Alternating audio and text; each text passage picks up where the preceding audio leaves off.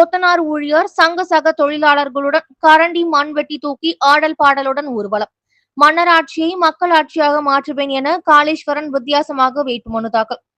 சிவகங்கை மாவட்டம் பனங்காடி கிராமத்தைச் சேர்ந்த காளீஸ்வரன் காளை சிவகங்கை கட்டுமான மற்றும் அமைப்பு சாரா தொழிலாளர் நலவாரிய சங்கம் மற்றும் சிவகங்கை கட்டுமான சங்க அமைப்பு சார்ந்த தொழிலாளர்களின் சங்கத்தின் பொருளாளராக இருந்து கொத்தனார் தொழிலாளராக பணியாற்றி வருகிறார்.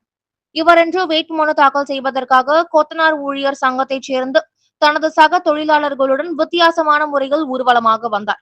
கரண்டி, மண்வெட்டி, சாந்து சட்டி உள்ளிட்ட தொழிலில் பயன்படுத்தப்படும் 10க்கும் மேற்பட்ட உபகரணங்களை தூக்கிக் கொண்டு ஆடல் பாடலுடன் சிவகங்கை கோட்டாட்சியர் அலுவலகம் நோக்கி சென்றது பொதுமக்களின் கவனத்தை ஈர்த்தது.